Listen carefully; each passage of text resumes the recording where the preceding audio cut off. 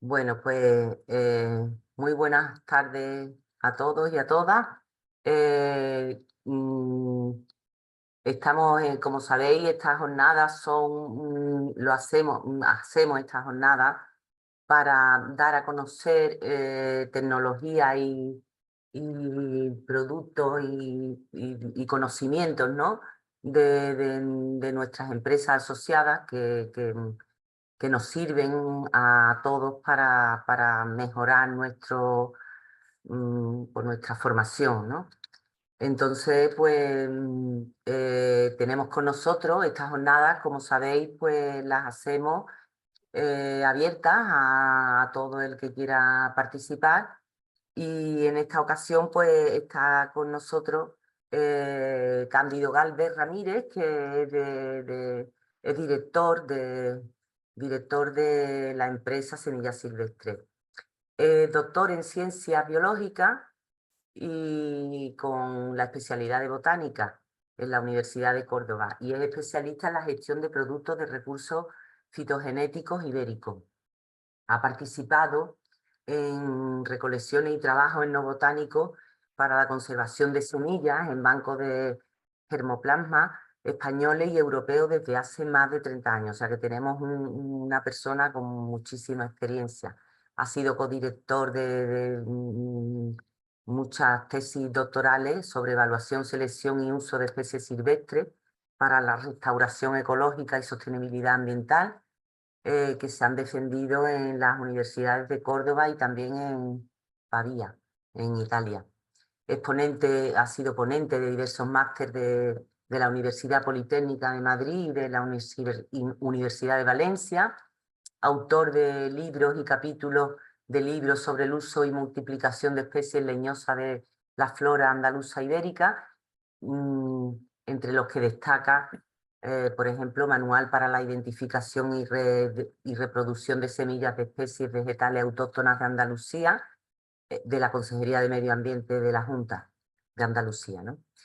También ha escrito numerosos artículos científicos sobre el potencial y uso sostenible de los recursos fitogenéticos, ibéricos y la tecnología de semillas nativas, entre los que destaca pues, un artículo, por ejemplo, como es el Native Plant for Greening Mediterranean Agroecosystem, de estoy a la vez, perdón, haciendo también, incluyendo a la gente que se va, a los participantes.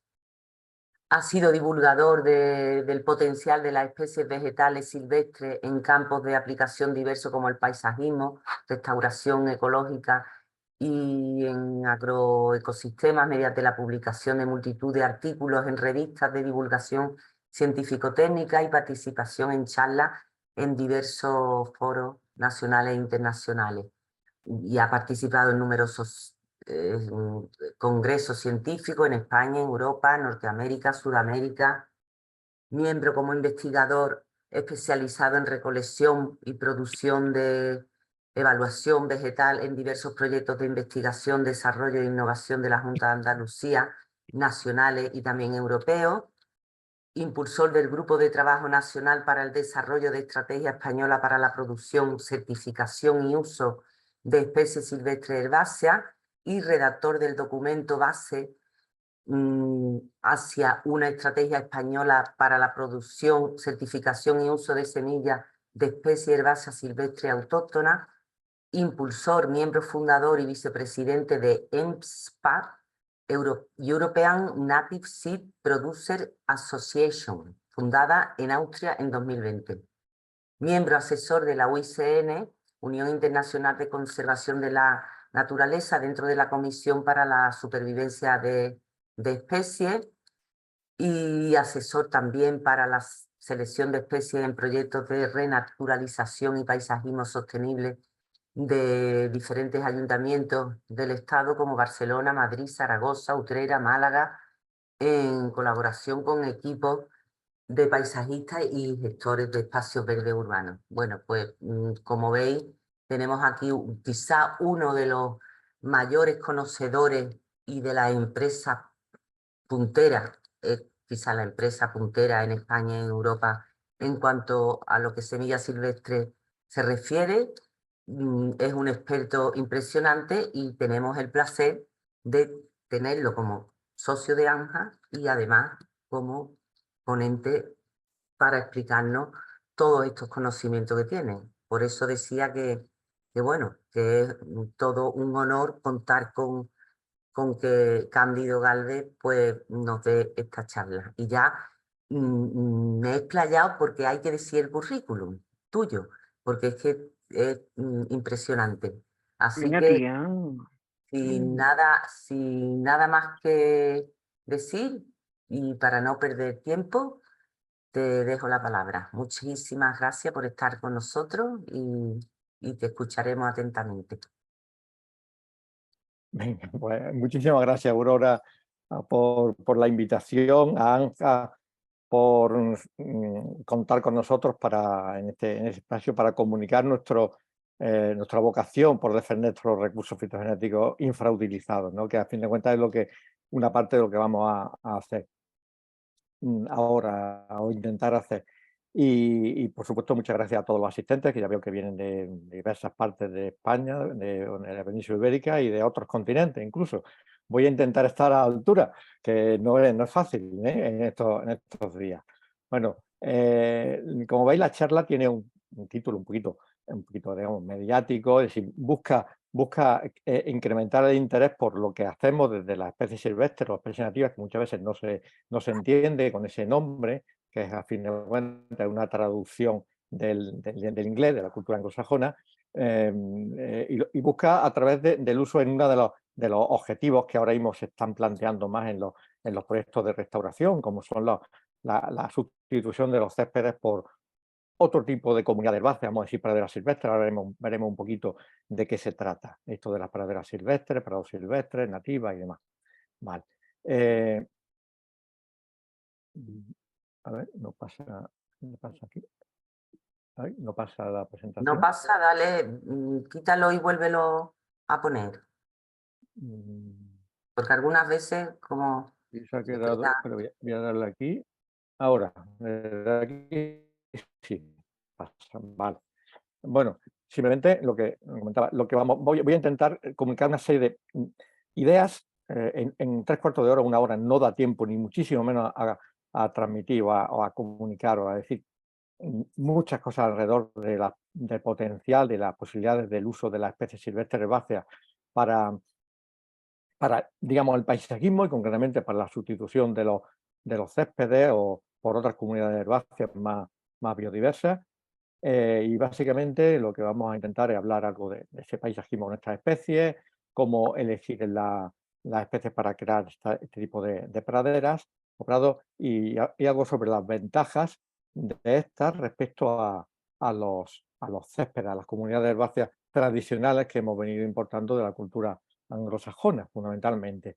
Bueno, lo primero, como bueno, yo ya soy mayor, ya tengo unos años, llevamos 30 años en Semillas Silvestres trabajando de manera vocacional, muy vocacional, en este tema del uso de la especie infrautilizada de todos los recursos fitogenéticos ibéricos, pues, pero aún seguimos siendo una empresa muy pequeñita y no pretendemos ser otra cosa. Sí voy a hacer una pequeña presentación de lo que somos, de lo que hacemos y de dónde venimos, ¿vale? Me refiero a Semillas Silvestres.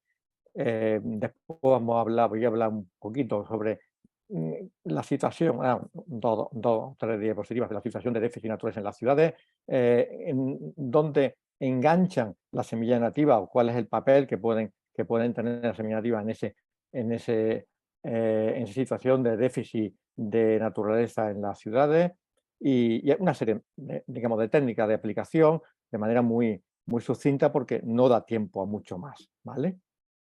Pero bueno, en cualquier caso, este es una parte del guión sobre lo que quiero hablar. Presentación, Semillas Silvestres, una empresa que lleva de manera vocacional, que da por mí, hace ya 33 o 34 años, hace ya mucho tiempo, de manera continua digamos, trabajando por la exploración de recursos fitogenéticos ibéricos, es decir, la flora ibérica tan grande que tenemos, tan rica, tan diversa, que aún tiene muchísimos tesoros, muchísimas especies por darle aplicación, y sobre todo en situaciones como la actual, en las que se están demandando nuevos usos, hay nuevas necesidades que cubrir, en las cuales nuestra flora ibérica es tremendamente rica y, como digo, tiene muchísimas especies todavía por aplicar, muchísimas, ¿no?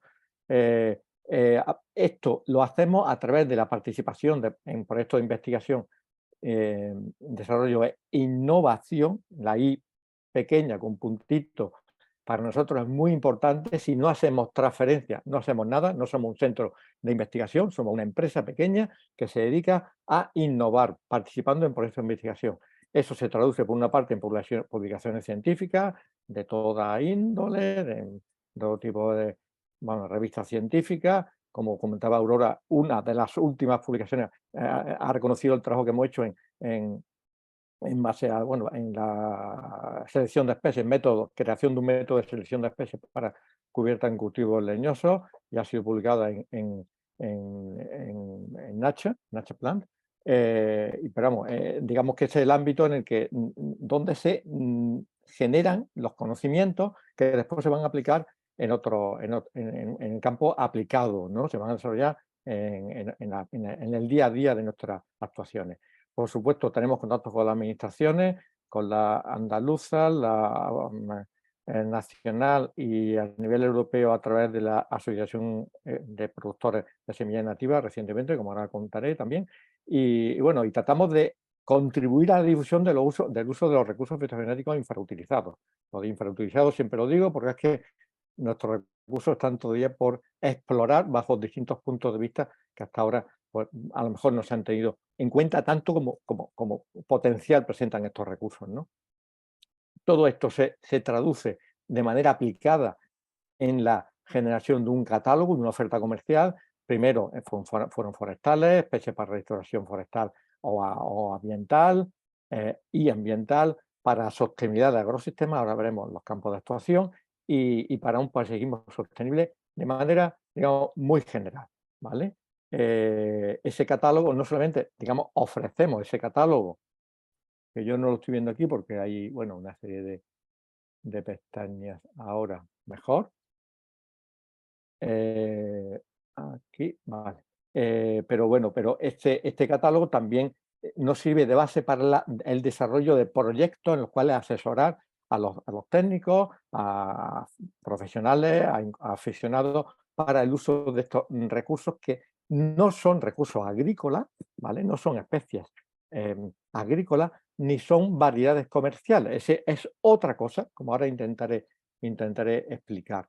Y eso necesitan de otro método de producción, otro método de gestión y demás. Campos de aplicación de este tipo de recursos, pues ya lo he comentado un poco por encima. Digamos, el tradicional, restauración forestal o ecológica, por decirlo de alguna manera.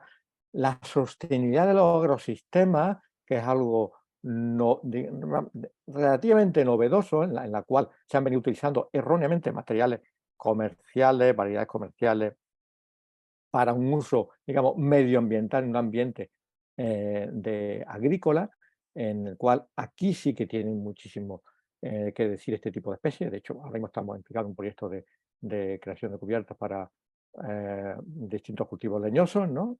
No es el caso, no vamos a comentarlo. Para el paisajismo urbano, que es el caso que nos ocupa, y la sensibilización medioambiental. Hay que tener en cuenta que uno y otro van de la mano, tienen que ir de la mano. Si no hay un paisajismo urbano en base a estos recursos y no hay una sensibilización ambiental en paralelo, nunca se van a aceptar estas, vamos a decirlo, malas hierbas, que no me gusta decirlo, pero para que todo el mundo lo entienda, estas hierbas, yo suelo decir hierbas, plantas incomprendidas, porque todavía no se sabe, no se comprenden, no saben para qué se usa, y se les tilda de malas hierbas. No, son plantas que tenemos que conocer para ver dónde usarlas, ¿no? Algunas son más arbences, otras menos, pero bueno, tenemos que comprenderlas. Y ahí es importante que vayan de la mano la sensibilización ambiental, digamos, el conocimiento, la precisión de estos recursos, junto con proyectos de éxito donde se vean el potencial que pueden asumir.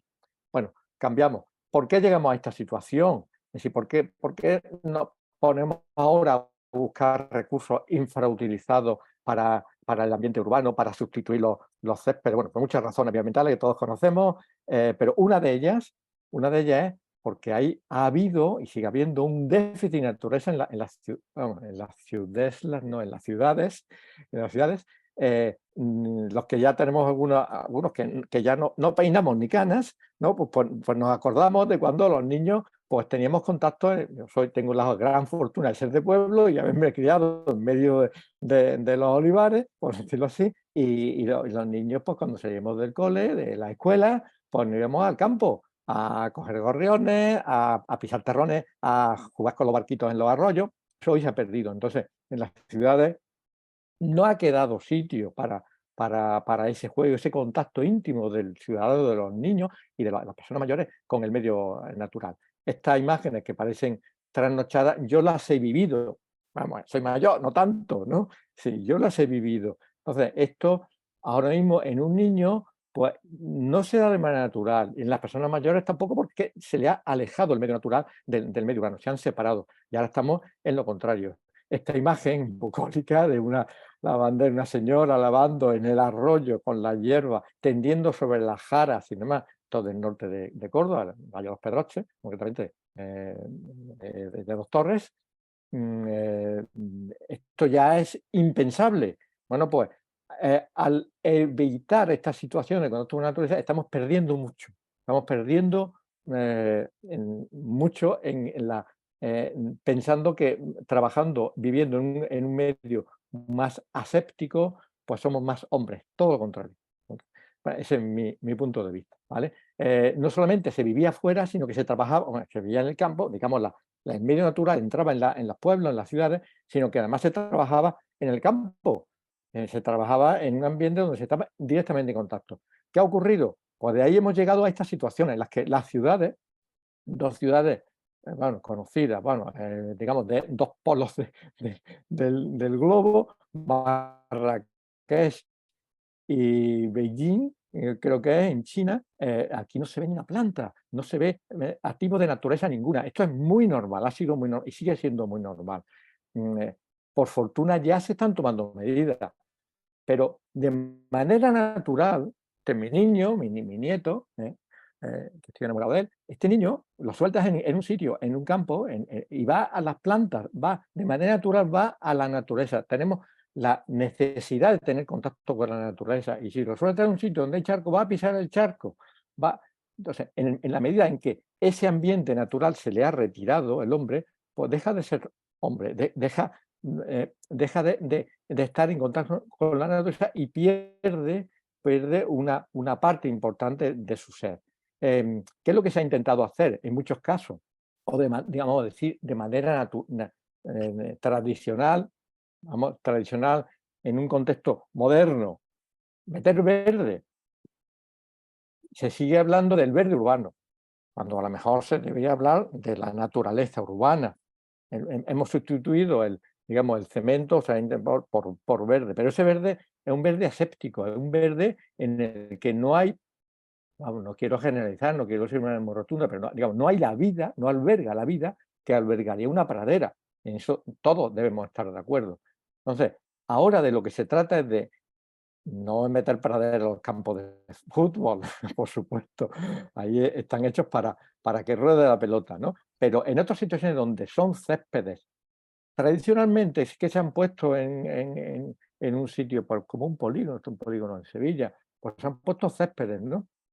En este caso ya no un césped, ya una pradera enriquecida con otro tipo de especies. Pero tradicionalmente aquí lo que se ponía eran céspedes. Pues se trata de revertir y poner comunidades biodiversas.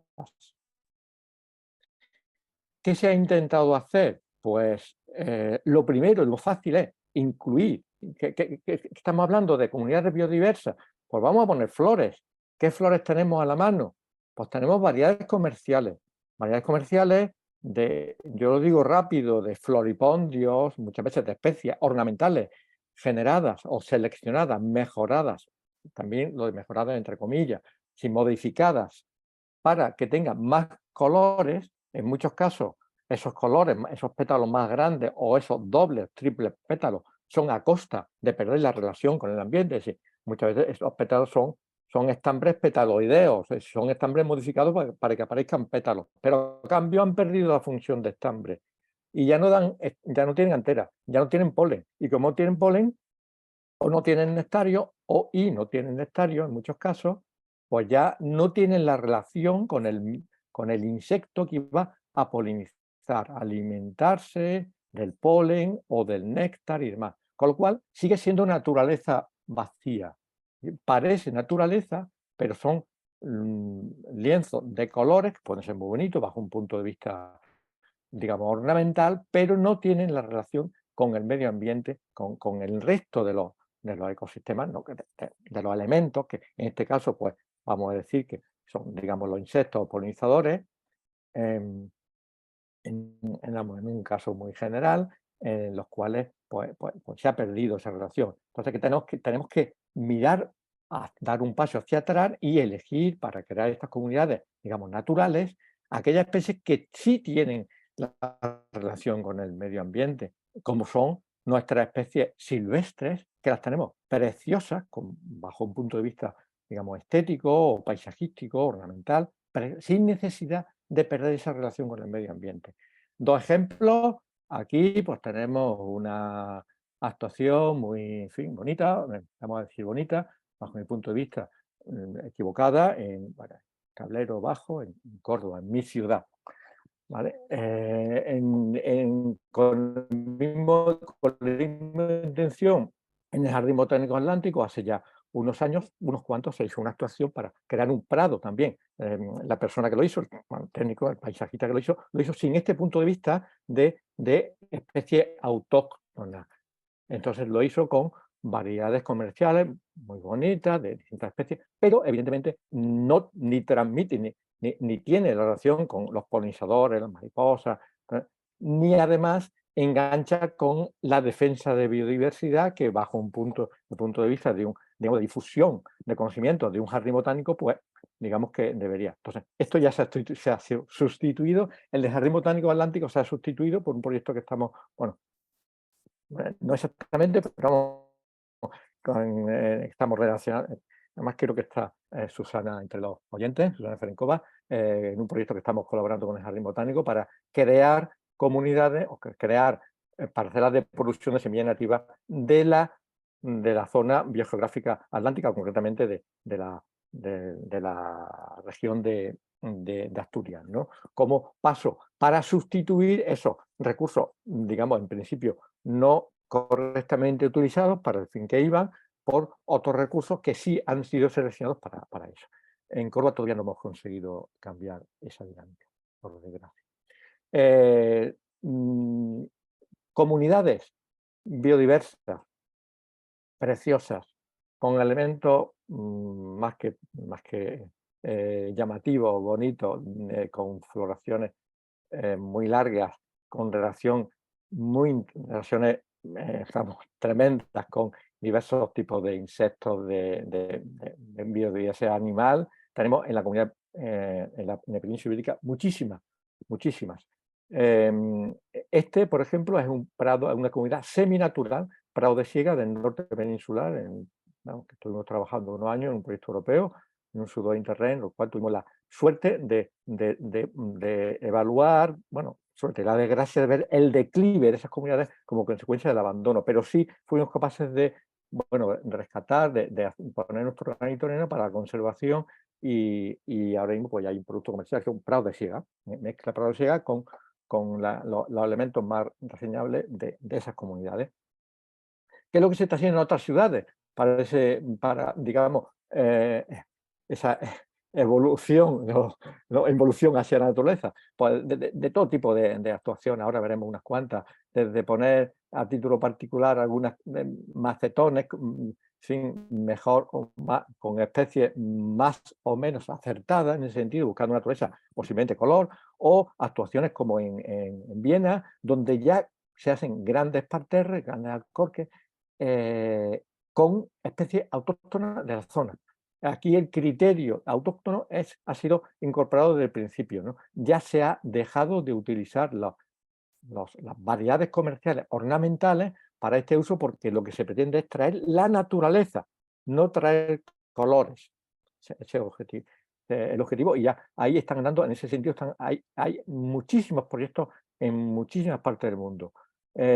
Aciertos y errores, bueno, errores, digamos, paso hacia, en esa evolución, hacia el uso sostenible de recursos autóctonos para una naturalización sostenible de las ciudades, pues desde los tejados verdes con especies autóctonas, más o menos autóctonas, estas algunas creo que eran y otras no tanto en el tejado verde, como digamos, el cambio, la evolución que en cierta medida podrían dar las calles de las flores de Córdoba, de tantas ciudades andaluzas hoy y de España, intentando, no digo sustituir totalmente, pero sí incorporar algunas especies que no solamente den flores, porque las tenemos, tenemos y muy bonitas. Ahora presentaré algunos ejemplos entre tantísimos de los alrededor de 8.000 taxones que tenemos en la península ibérica. Hay que tener en cuenta que de los 8.000 en toda la isla británica hay alrededor de 800. Tenemos 10, no el doble, 10 veces más. Y muchos inexplorados y por falta de evaluar bajo los nuevos puntos de vista de biodiversidad. Voy a intentar acortar esta parte porque si no, no llegamos. ¿De dónde venimos? Pues venimos de ciudades que eran acero y vidrio, ¿no? En los años recientes. La ciudad, el diseño de las ciudades ya han cambiado, ya los grandes proyectos de creación de ciudades nuevas o de remodelación de grandes zonas de urbes modernas ya son zonas, son ciudades dentro de la naturaleza, inclusivas de naturaleza, desde su diseño. Es decir, ejemplo, bueno, ya en todos los sitios, en todas las partes del mundo hay proyectos en desarrollo y ya desarrollados. Algunos ejemplos, es decir, en Nueva York, esto es un proyecto ya desarrollado de Piet Udolph, ya hace años, que tiene, bueno, con otros puntos de vista diferentes, pero sí mete la naturaleza en las ciudades. Otro de hace también de esa época, de hace ya 10, 12 años o algo más, el proyecto ganador de la ciudad del soterramiento del arroyo en Vitoria, ¿no? Que fue ganador que fue un premio europeo de sostenibilidad ambiental en ciudades. Bueno, pues muy bien, pero de allí a aquí ya se han dado mucho. Tengo que decir que nosotros estamos participando en muchísimos proyectos en toda la península ibérica. Pongo como, por ejemplo, uno que, bueno, porque que lo tenemos aquí cerquita y que me ha dado la alegría que ha funcionado muy bien aún. De hecho, ahora mostraré la foto. Estas son del antes. Esto es la renaturalización del cauce del Guadalmedina en Málaga, donde nos encontramos con esto otoño, final de verano del año pasado, y esta situación en la que evidentemente aquí no apetecía pasear, no había incremento de biodiversidad, paisajismo cero y demás, a lo que ya ahora mismo tenemos, que es esto. Fotos de hace unos días, de Andrea Díaz, tuvo tuve el gusto de recibir estas fotos en el informe fotográfico de ahora mismo. Sí, no es tan difícil conseguir ir de aquí a aquí, pero hay que hacerlo bien. Si no se hace bien, ¿qué es lo que está ocurriendo en muchísimos casos, por desgracia? Pues nos encontramos con errores en dar los resultados, y al final lo que se va a una involución, a retroceder a situaciones no deseables, como es el mantenimiento de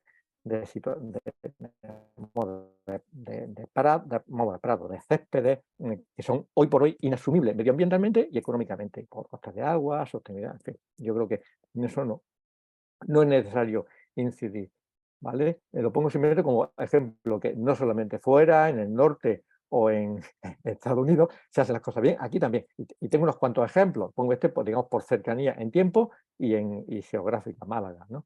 Y lo que el grupo Raga está haciendo al respecto, y el ayuntamiento, ¿vale? ¿En dónde arrancó todo esto en España? Porque, bueno, si nos vamos a contar la historia de cómo se empezaron a utilizar las especies silvestres a nivel, digamos,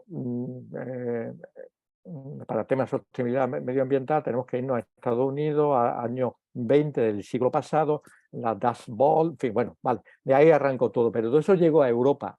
En Europa ha habido un desarrollo muy desigual en cada uno de los países, depende de la sensibilidad ambiental de cada uno de los países, pero bueno, hace unos años tuvimos el gran placer, la gran suerte de participar como un miembro más en el proyecto NASTEC, que es el acrónimo, bueno, ya Native Seed Science Technology and Conservation Training Network, en el cual se desarrolló, se trató de armonizar el uso de la producción, el uso de las semillas nativas, aparte con todo su paquete tecnológico que lo tiene y mucho, no son semillas de mala hierba, es mucho más, para armonizar la situación en Europa.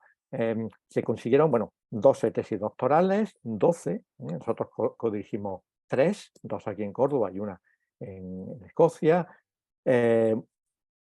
centenares de resultados científicos en trabajo en revistas de alto impacto, como te digo, algunas incluso en Nature Plants, y aparte de toda esa producción científica, algo de lo cual estamos especialmente orgullosos, que fue poner el punto de inicio, el arranque de la Asociación Europea de Productores de Semillas Nativas, en el cual nos comprometemos con un código de conducta basado en criterios científico-técnicos en producir estos usos y facilitar la producción, el uso, la implementación, la normalización de este tipo de recursos para los distintos campos de aplicación.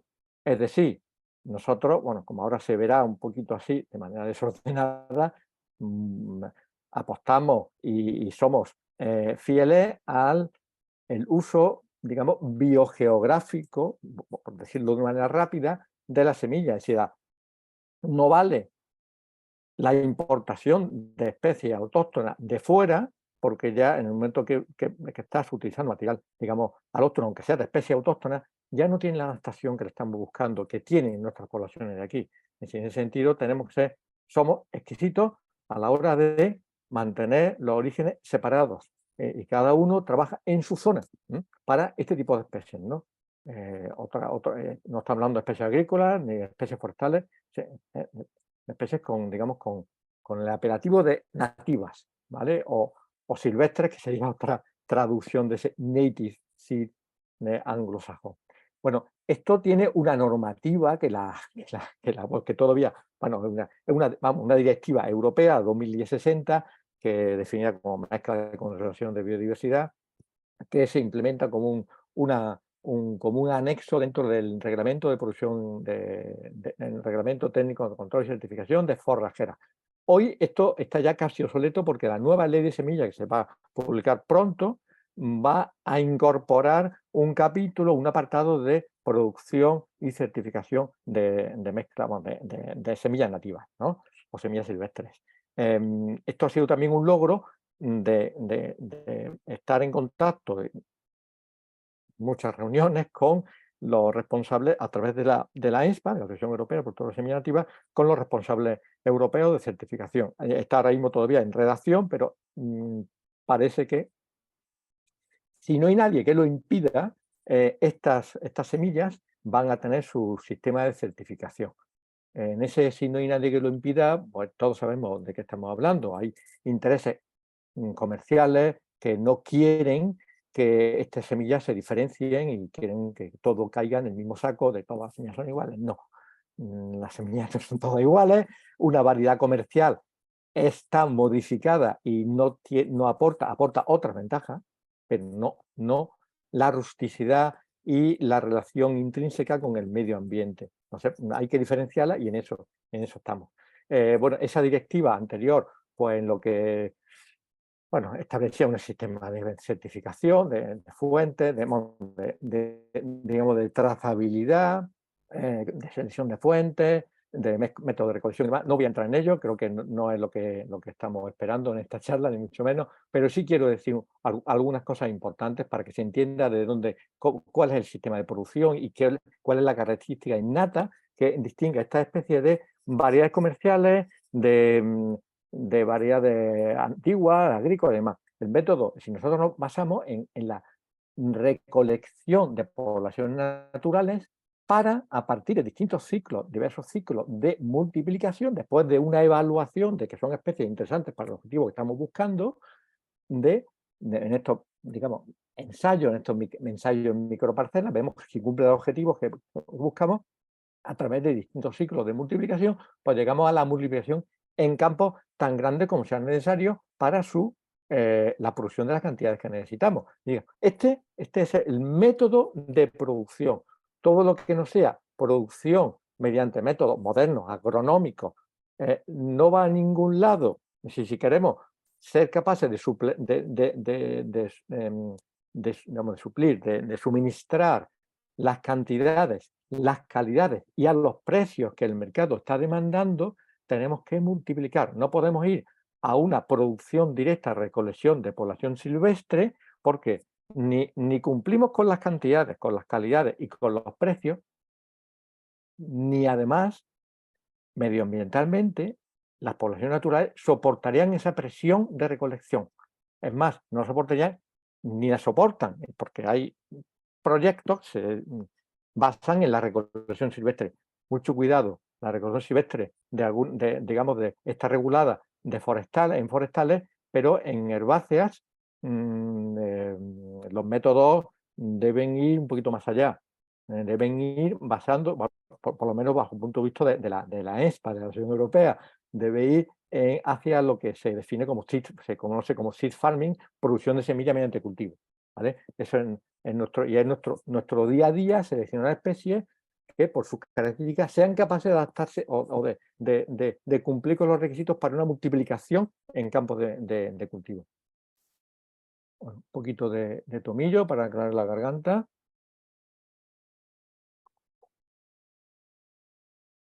Bueno, muchas veces estoy hablando de semillas nativas, especies silvestres, no sé qué, pero a lo mejor no se me entiende, o no me explico, o no queda definido claramente qué es una especie, una semilla nativa.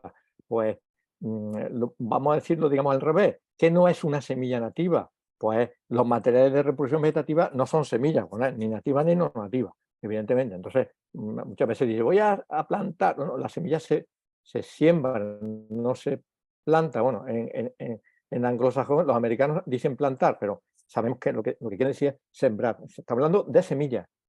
No estamos hablando de taxones alóctonos. Sí, para que sea nativo, es nativo de un lugar. Aquí podemos ponernos, digamos, vamos a decir nativo de la península ibérica y tenemos varias maneras de discriminar regiones por los sectores biogeográficos, por en fin, varios criterios, ¿no? Maneras pero tiene que ser, es decir, para que sea nativa, tiene que ser nativa según un criterio de un lugar concreto. Es decir, no me valen taxones alóctonos que serán nativos de su lugar, pero no de aquí. Tampoco estamos hablando, cuando hablamos de nativas nuevamente, por lo menos el concepto en inglés, es que se habla de herbáceas, no se habla de árboles autóctonos o no autóctonos. Esto es digamos, un acuerdo, ¿no? Entendido por todos. Tampoco se habla de variedades agronómicas, ni antiguas ni recientes, ni se incluyen las especies que están catalogadas porque están en peligro de extinción, por alguna cuestión. Digamos que eso quedan en otro ámbito, aunque eventualmente se pueden utilizar, algunas especies muy interesantes para esto, pero digamos que no son las que no son objetivos de la multiplicación ni de la comercialización. Ahí entraremos en un campo más científico de rescate, de multiplicación de una especie en peligro o una población, lo que sea, pero no es de lo que estamos hablando, ¿vale? Así que pueden estar tranquilos los que se dedican a conservación de especies amenazadas, que no es nuestro campo de actuación, ¿vale? Cuando vamos a hacer un establecimiento de cualquier pradera, sea sustitución de césped o una creación nueva de una pradera, hay que seguir, evidentemente, no vale. Como te puedes encontrar, nos podemos encontrar en el mercado, yo lo digo en plan bruto, batiburrillos de especies, de litoral, de arriba, ¿no? de zonas tengo mediterráneo, criomediterráneo, de zonas salinas, de zonas, porque son bonitas, porque tienen cierto aspecto, bueno, bajo nuestro punto de vista hay que utilizar un criterio y tener muchos criterios para hacer una selección correcta de las especies. Lo ideal es, digamos, ponerlos todos, balancearlos, equilibrarlos y elegir las especies que cumplan todos esos criterios, pero no basarnos en criterios anodinos o criterios no, no técnicos, no por color de las flores, como yo me he encontrado por ahí. No, no es nuestro objetivo. Nuestro objetivo es, en principio, utilizar al menos criterios fitosociológicos, así que, y biogeográficos, es decir, no podemos, no debemos utilizar especies de una zona biogeográfica concreta para otra zona biogeográfica que no tenga nada que ver. Esto, bueno, tiene mucho más desarrollo, pero vamos, lo dejo ahí simplemente, ¿vale? Evidentemente también debemos de utilizar, dependiendo del objetivo, podemos utilizar el criterio naturalístico. ¿Nos dan los servicios ecosistémicos que estamos buscando? Si queremos poner un prado para la mariposa, para la observación de mariposas, o incremento de polinizadores, o de entomofauna auxiliar, para el elemento urbano, periurbano, nos da, si tenemos que conocer las características de esas especies para saber si cumplen o no cumplen. Si necesitamos un conocimiento un poco más profundo que simplemente el color de las flores para incorporarlo o no incorporarlo. Después tenemos el otro criterio, si estamos hablando de un paisajismo, de su uso en un ambiente paisajístico, urbano, urbanístico, bueno, urbano, periurbano y demás, evidentemente tiene que cumplir una serie de criterios. Ahí podemos sacar una lista tremenda. Si lo primero que a mí me piden es que no sean especies alergogénicas, con un potencial muy, muy grande, porque vamos a incrementar los problemas en la ciudadanía. Que no sean especies que pinchan. Y a mí eso me molesta especialmente porque yo hice mi tesis en cardueas, con los cardos, y me encantan los cardos, pero entiendo que si va a poner una especie, una planta, un circio muy bonito, una centaurea espinosa, en un alcorque al lado del paso de las personas, pues evidentemente les puede molestar o puede haber un problema con un niño, se pinche y demás. Entonces, ese criterio paisajístico, además de no solamente el positivo, el de que sea bonito, ¿no? Sino que además pues no dé problema. Hay que incorporarlo. Y evidentemente siempre el criterio económico de los costes de implantación, mantenimiento y demás, que en este caso siempre vamos con ventaja respecto a otros tipos de implantaciones porque, bueno, los mantenimientos son mucho más ligeros, más fáciles de hacer y prácticamente, digamos, si se eligen las especies correctas para el lugar adecuado, no necesitan mantenimiento de abonado o riegos, ¿vale? Creo que hay alguien por ahí que tiene un micrófono encendido. Si hace el favor de apagarlo, se lo agradezco. Muchísimas gracias. Limitaciones climáticas. Bueno, pues yo insisto que es muy importante hacer una adaptación, una selección de las especies siguiendo criterios técnicos. Es decir, si tenemos, por ejemplo, tenemos el caso, pongo esta diversidad porque es una cosa que normalmente nos piden, oye, quiero una pradera que crezca en verano, que no se seque, que tenga flor, por supuesto en invierno también, no se seque con las heladas, no sé. Vamos a ver, bajo nuestras condiciones mediterráneas, por ejemplo, pongo aquí Zaragoza, podría ser Córdoba, después tengo el climograma de Córdoba, que es similar, parecido. Hay un déficit de verano, un déficit hídrico. ¿Eso qué implica? Si estamos hablando de especies herbáceas, implica que al menos de las anuales va a haber una senescencia, van a cumplir su ciclo. Si cumplen el ciclo, se van a secar. Si se secan, pues habrá que hacer un manejo para que, digamos, adecentarlo, que permita que tengan, siga siendo valoradas positivamente.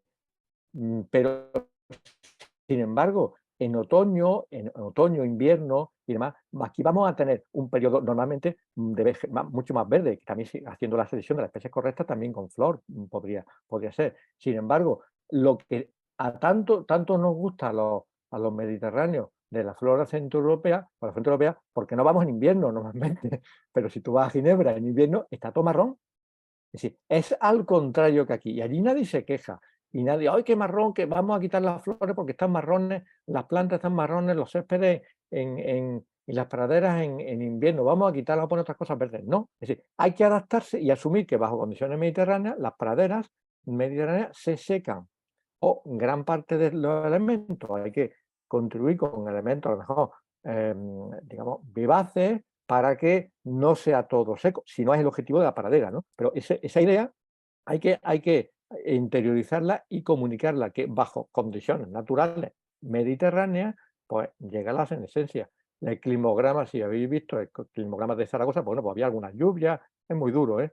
Pero bueno, hay algunas lluvias en Córdoba, Sevilla, en fin, o más al sur, creo que prácticamente no hay lluvia.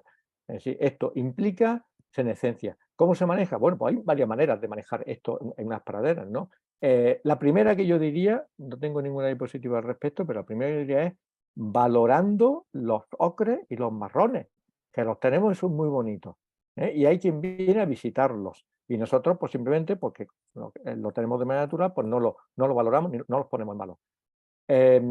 Bueno, aparte de los criterios, digamos, paisajísticos y demás, el primero que hay que incorporar es que la flora o la composición florística de una pradera que sustituya en césped o que no sustituya debe estar inspirada en los elementos de, al menos, de estas regiones y provincias y subprovincias biogeográficas. Bueno, yo suelo utilizar la de la delimitación de Riva Martina el 17, pero bueno, básicamente cualquier delimitación biogeográfica podría servir para el mismo objetivo. Y aquí tenemos, digamos, dos regiones grandes que estamos muy lejos de llegar a esta delimitación biográfica, pero al menos las regiones eurosiberiana y la mediterránea sí deberíamos de ser capaces de cumplir, no mezclar churras con merinas, porque si no, no vamos a tener éxito y es una aberración técnica a la hora de utilizar pues, Aquilea millefolium, que es muy bonita,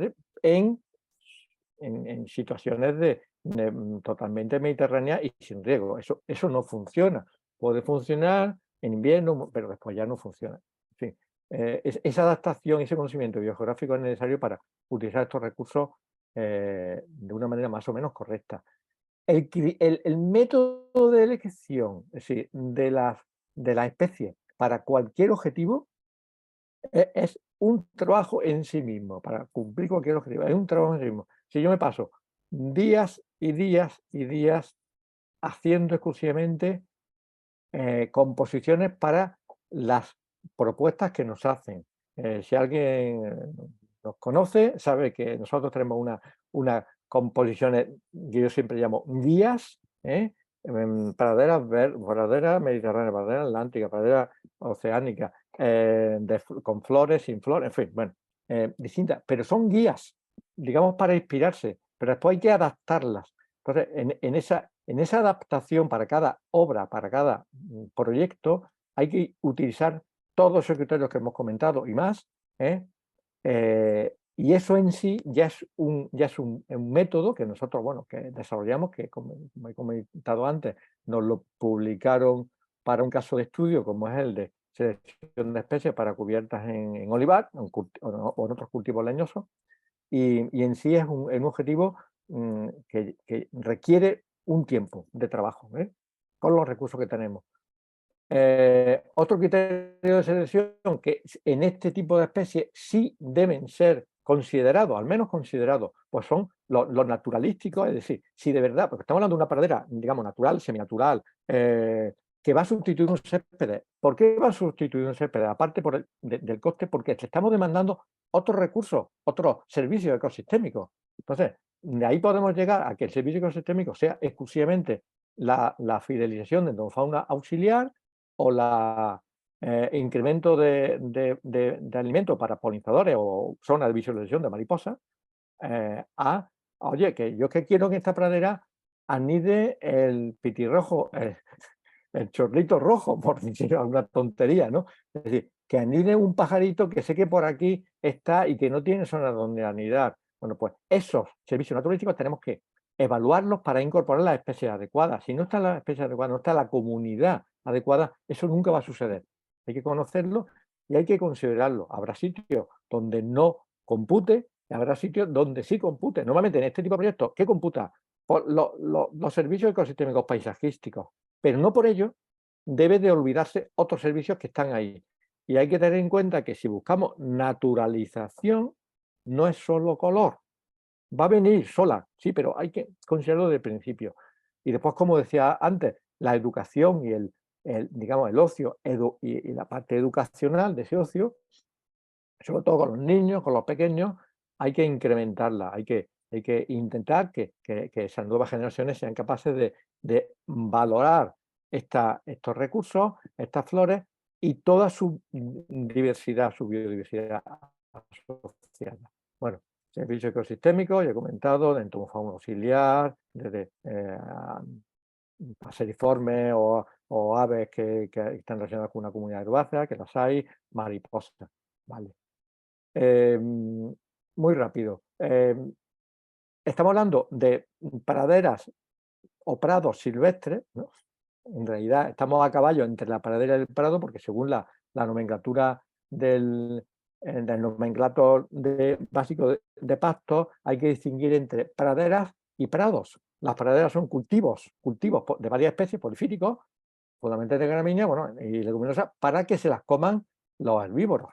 Son una pradera, técnicamente. Y un prado es una comunidad vegetal espontánea. Yo diría más, espontánea o semi-natural, o casi espontánea, porque muchos de nuestros prados son prados manejados, ya no es espontánea, ya es manejada, por ejemplo, los prados de siega, son prados de siega, pero no son naturales, son naturales en origen y manejados y por eso tienen esa diversidad tan grande. Entonces, vamos a decir, aquí necesitaríamos un consenso, que las praderas silvestres, los prados silvestres, pues están a caballo entre una pradera, que es un cultivo, que la estamos sembrando, y tenemos un objetivo, y un prado natural, es decir, estamos hablando de otra cosa que está, digamos, ahí en medio. Lo que sí, evidentemente, no son praderas, son silvestres, son las praderas especies alóctonas. ¿Por qué? Porque son alóctonas. Porque el carácter silvestre implica, o nativo, implica la adaptación, la adecuación a nuestro ambiente, al ambiente donde vive, a las condiciones edafoclimáticas de la zona, al clima, a su suelo. Si son alóctonas, son de fuera, ya no tienen esa adaptación. Eso es otra cosa. Son praderas de flores, ¿vale? Las praderas de especies autóctonas de origen alóctono, es decir, esto, dando un poquito más fino, las especies, aunque sean autóctonas, pero que se producen en otros lugares, con otros genotipos, tampoco tienen la adaptación genética que tienen nuestras especies, porque vienen con muchos miles de años de evolución y de adaptación a nuestras condiciones. Tengo ejemplos de especies en ensayos traídas de fuera, incluso en el proyecto NASTEC, se hicieron varios ensayos de tipo, comparando orígenes, y de hecho ese tipo de trabajos son los que dan origen a la delimitación de las zonas no biogeográficas, perdón, de las zonas de origen de semillas, un trabajo que ya está hecho en muchos países, en España está por hacer todavía, para decir hasta dónde yo puedo decir que alóctono, una autóctona, una papaverroea, si es igual la papaverroea de aquí que la del norte o no. Bueno, eso hay varios métodos y eso está ya desarrollado en muchos países en Europa. En España estamos todavía por hacerlo. Pero no son, si son alóctonas, en principio, no son autóctonas. Y no son autóctonas, no son silvestres de aquí, ¿vale? Y bueno, esto también sería discutible. Son comunidades de especies leñosas, no son praderas, aunque hay bueno, digamos, fitosociólogos que dicen que las praderas ibéricas contienen elementos leñosos. Sí, vamos, se puede, pero vamos, normalmente, digamos, a nivel paisajístico y demás, y también después por uso o manejo, normalmente se habla solamente de especies herbáceas, ya sean anuales o vivaces, pero no incorporar leñosas porque ya eso implica otra cosa, ¿vale? Otro manejo, otro tipo de especies, otra implantación. Situaciones en las que se pueden utilizar ese tipo de recursos, pues he ido comentando algunas, pero vamos, desde los alcorques que ya sabéis que hay muchas ciudades que están apostando por poner alcorques, en algunas otras pues se están cementando, ¿vale? Por desgracia, todavía se están, bueno, vamos, digo cementando, poniendo elementos, digamos, inertes para cubrir los alcorques, lo cual, bueno, pues se pierde una oportunidad de acercar la naturaleza al hombre en un ambiente tan... Hay muchas limitaciones, todos sabemos que es complicado, pero hay muchos sitios de éxito. En el norte nosotros estamos construyendo en varias poblaciones en Cataluña, en Huesca, creo, en Zaragoza, en Madrid, en Gijón, Santander, en muchos sitios. En Andalucía todavía no lo hemos conseguido. A ver si pronto lo conseguimos, ¿vale? Otra situación en la que se pueden utilizar, ya un poquito más cercana a esas praderas, pues son los grandes, bueno, parterres, arriates grandes, en los cuales este tipo de especies bien seleccionadas, pues son así de llamativas, como por ejemplo esto es en Trento, en Italia, ¿eh?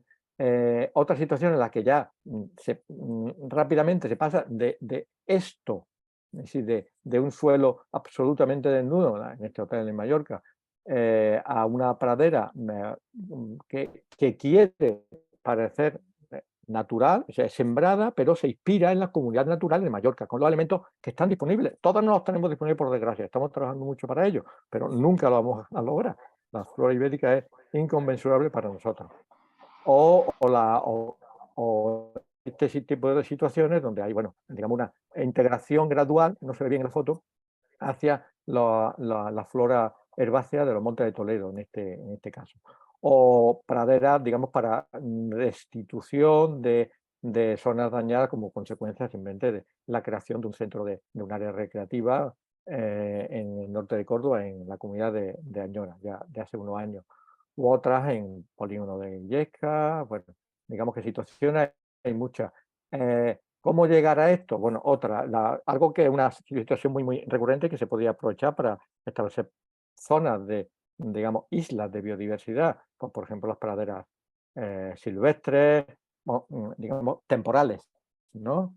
Que, bueno, a modo de ejemplo se hizo en el Museo de la Ciencia de Trento y quedó muy bien.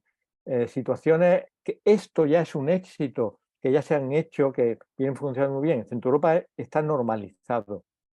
Desde lo que estamos viendo aquí, desde dejar una zona de césped y sustituir el resto por una comunidad que ofrece, digamos, biodiversidad, floración, paisajismo, de una manera que quiere parecer salvaje, inspirada en sus comunidades naturales, hasta, digamos, implementarla en zonas que normalmente pues, son feas. Ahí, bueno, se sigue manteniendo este césped segado y en estas zonas, pues, se mantiene, se crea otra comunidad que puede servir para filtrar, evitar otro tipo bueno, suciedad y demás. O, bueno, como por ejemplo, esta donde lo que se hizo fue establecer una comunidad de plantas que ofrecen recompensa a polinizadores y a insectos, abejas, y ponerle sus casitas al lado para que no tengan que viajar mucho, ¿no? De esto. ¿Cuál es la fuente de inspiración que nosotros buscamos para crear estas comunidades? Pues las comunidades naturales nuestras, naturales o seminaturales. Hemos tenido la suerte de trabajar ya unos cuantos años en algunos proyectos en el norte, esta foto concretamente es Pirineo, ¿no? Y aquí sí que nos encontramos con muchos elementos muy bonitos, algunos son compartidos con la flora más mediterránea, y de la cual sí somos capaces de sacar, vamos a decir, fórmulas, mezcla de semillas que son capaces de cubrir esos objetivos, ¿no? Como por ejemplo en el proyecto SOS Praderas, de la mezcla de semillas de método de evaluación de método de recolección silvestre en ese tipo de praderas seminaturales. Bueno, vamos a quizás lo que más nos interesa a todo el mundo, digamos, bueno, todo eso está muy bien, las praderas, las especies silvestres, todo está estupendo, pero ¿cómo hago yo una sustitución o un enriquecimiento de un césped con este tipo de especies? Bueno, vamos, todo no se puede contar, evidentemente, no hay tiempo, pero más o menos, digamos, el guión sería el siguiente. Lo primero que hay que tener en cuenta es que si queremos implementar una cubierta, una comunidad o crear una cubierta, crear una comunidad de especies vegetales herbáceas en un césped tupido, manteniendo agua, riego, fertilización, nos vamos a dar de bruces con la realidad. Y es que hay especies que están ya muy implantadas y ahí va a ser muy difícil que se establezcan otras, por lo menos las que nosotros deseamos. Con lo cual, lo primero que habría que hacer, si vamos a una eliminación del césped para la implantación de una pradera diferente, con dicotiledónea, Pues lo primero tendría que ser una eliminación. ¿Cómo? Métodos químicos que a nosotros no nos gusta utilizar, para nada, ni proponer, pero existen, todos lo sabemos. Y después están los métodos mecánicos. El método mecánico más eficaz sería el volteo. Ese sería el más radical. Por cuestiones agroecológicas, digamos que no estaría recomendado, pero en este caso, a nivel de paisajísmo, es el más eficaz. Otro método pues sería el laboreo y la eliminación de los restos vegetativos, porque tenemos en cuenta que los céspedes normalmente siempre son especies herbáceas vivaces, con lo cual va a tener una reproducción vegetativa y una resistencia importante, con lo cual tendríamos que eliminar. Yo, ¿por cuáles me decantaría? Si voy a una eliminación del césped por un volteo, es el método más eficaz. Nosotros lo hemos ensayado en algunas comunidades que tenemos implantadas digamos, por rotaciones en nuestros cultivos, y es el más eficaz y más barato también, ¿no? Más resultado nos da. Si nos vamos a un enriquecimiento, sería, tengo un césped, voy a incorporar dicotiledóneas. Sabemos que los céspedes básicamente, bueno, aunque pueden incorporar también algunas leguminosas, demás, pero normalmente son solo gramíneas. Entonces, lo que podemos hacer es, por una parte, reducir el vigor. ¿Cómo? Pues con un escarificado, simplemente se puede reducir el vigor digamos, quitar ponerle trabas para el desarrollo nuevo de ese vigor, que es eliminación de riego. Los céspedes en nuestras condiciones o se riegan para que se mantengan. Por lo menos en la Andalucía o en la zona mediterránea más interior, con más sequía en verano. Entonces, en el momento que eliminamos los abonados y los cuidados, fundamentalmente el riego, ya van a dejar sitio para que se incorporen otras especies. Y si acertamos con la especie adecuada, pues podemos tener un enriquecimiento de una manera bastante eficaz. Evidentemente, el mantenimiento de esos céspedes ya cambia de césped a pradera, es decir, ya no se pueden segar. Por eso es importante que haya una instalación que ponga incómodo a las especies que estaban antes y favorezca a las que estamos sembrando. ¿Cómo se pueden sembrar estas nuevas semillas? Bueno, lo primero, importantísimo, la elección de la especie. Tener información de orientaciones pendientes, tipo de suelo, va a determinar que las especies que vayamos ahí a poner funcionen o no funcionen. Y después, en cuanto a métodos, hay, digamos, dos métodos fundamentales. Todos tenemos o bien a voleo o bien por siembra. Por siembra nosotros recomendamos, si es posible, utilizar, aunque hay aparatos que lo que hacen es una distribución más o menos así aleatoria, hay sembradoras directas que hoy están en el mercado. Nosotros tenemos una que es un prototipo, que se pueden utilizar para hacer siembra directa directamente sobre un césped, ¿vale? Van abriendo un surco y van sembrando. Eso en principio sale por línea de siembra, pero al cabo de un año, 2 años, eso se homogeniza y queda absolutamente cubierto. Esa sería una manera muy eficaz, muy barata de hacer una sustitución o un enriquecimiento de un césped con otro tipo de especie de dicotiledóneas. Y después, fundamental, evidentemente, el mantenimiento. Aunque he dicho que para la instalación de estas especies en dicotiledóneas normalmente hay que reducir el vigor, eliminación de riego, evidentemente en unas primeras etapas de nacencia, de siembra para la nacencia adecuada, si hay que regar para que nazcan nuestras semillas, hay que regar. Lo ideal sería no regar. ¿Cómo? Sembrando en su momento adecuado. ¿Cuándo es? Otoño. Otoño. Es decir, todo lo que no sea en otoño, vamos mal. ¿Que se pueden sembrar en primavera? Sí, se pueden sembrar, pero no se debería. A no ser que se tenga mucha garantía de agua, que no queremos utilizarla. En fin, condiciones ideales de siembra de nuestras praderas es otoño. Hay excepciones, claro, y sobre todo limitaciones administrativas, que es lo que normalmente nos encontramos, pero yo siempre que puedo lo insisto en ello. Por ejemplo, pues es una pradera, un enriquecimiento de una pradera natural en Salamanca, donde bueno, se ha creado una pradera sembrando especies de interés para las mariposas, ¿no? Proyecto de éxito total y funciona, vamos, ya lleva varios años. Em, Vamos a hacer la instalación de un prado. Esta sería la segunda situación. No vamos a enriquecer o a eliminar un césped, sino que vamos a crear un prado silvestre en un suelo desnudo, más o menos desnudo. Lo primero que hay que hacer, evidentemente, es bueno, preparar el suelo, como eliminación de elementos gruesos, volteo, preparación del lecho de siembra. Digamos, lo normal que se hace siempre es en jardinería. Quizá, dependiendo de la superficie, hay proyectos que son de decenas de hectáreas, pues digamos eso sería mucho más laxo, evidentemente. No depende si estamos en un ambiente más de jardinería, pues hay que trabajar con más intensidad. Si vamos a un ambiente más, más paisajístico, pues con menos, ¿no? Y no sería necesario hacer trabajo con tanta intensidad, evidentemente.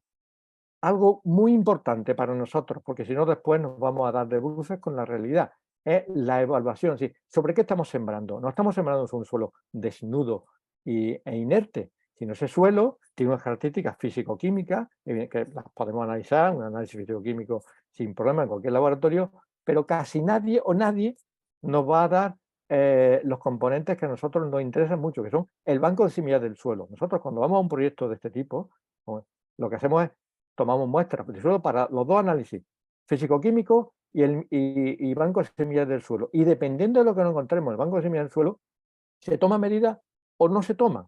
Pero tenemos que saber con qué nos enfrentamos, porque si no podemos llevar la sorpresa de que el suelo en verano, otoño, está desnudo, no hay nada, ¿vale? Vamos a sembrar y cuando empieza a salir la flora arbense del lugar, que normalmente está muy bien adaptada a cada lugar, como todos sabemos, porque por eso está ahí y es muy competitiva, pues resulta que se come nuestra siembra, ¿no? Para evitar eso, ¿qué tenemos que saber? ¿Qué debemos tener en cuenta? Evidentemente, conocer qué es lo que hay y dependiendo de lo que haya, ya podemos tomar medidas. Y ahora diré algunas medidas que a nosotros están dando muy buen resultado. Bueno, respecto a la siembra, lo mismo de antes, sembradora, boleo, manual o abonadora, dependiendo de la escala. Todo, si algunos han trabajado con nosotros, saben que hay muchas maneras de hacer la siembra manual o con abonadora, o con abonadora de manera eficaz, con una dosis de siembra bien ajustada. En fin, hay métodos y tenemos unos pequeños protocolos para facilitarlo a quien nos lo pida. Y después es importante saber en los primeros estadios qué está pasando. Hay que hacer una evaluación del establecimiento, si no nos podemos encontrar que hemos perdido 3-4 meses y aquello se nos ha infectado de una serie de arbences que estaban ahí, que no hemos contemplado y no. O sea, para eso es importante conocer y hacer el seguimiento de las plántulas desde el comienzo de la germinación de la semilla y ver qué es lo que está ocurriendo, porque si no, si esperamos mucho, igual pues ya no tenemos maneras de resolver, ¿vale? Bueno, algunas fotos simplemente de algunos trabajos, implantación, preparación de la siembra. La segunda foto, pues, evaluación del banco de semillas de suelo, algo muy que nosotros hacemos siempre estamos haciendo algún análisis. Y después, bueno, un trabajo de implantación, unos ensayitos en el Centro de Educación Ambiental de Córdoba.